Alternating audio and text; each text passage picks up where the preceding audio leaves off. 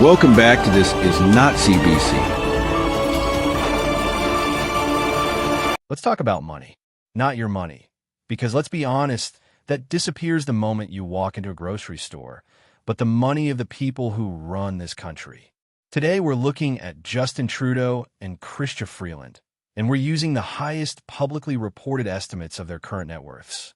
Not the middle numbers, not the conservative guesses, the high ones. Because if we're going to show the gap between Canadian politicians and the Canadians they govern, we might as well make it clear. Justin Trudeau, net worth explosion. Before Trudeau became Prime Minister, his estimated net worth was roughly $1 to $2 million, a combination of a teacher's salary, a bit of inheritance, and some speaking gigs. Fast forward to now, the highest publicly reported estimates list Justin Trudeau's net worth at up to $90 million. Let me repeat that. The Prime Minister of Canada, paid a government salary, now reportedly sits somewhere near $90 million in net worth.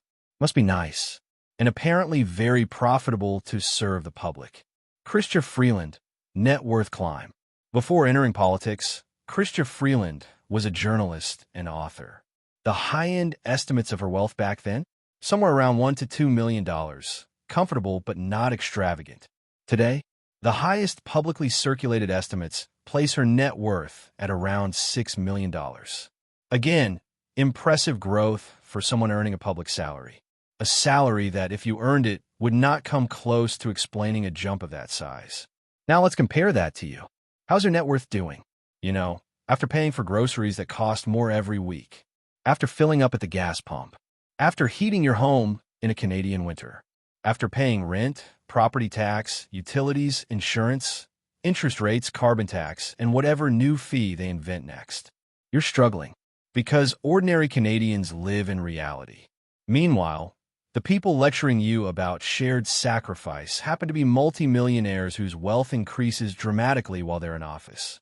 And here's the wild part. They claim they understand you. They claim they feel your pain.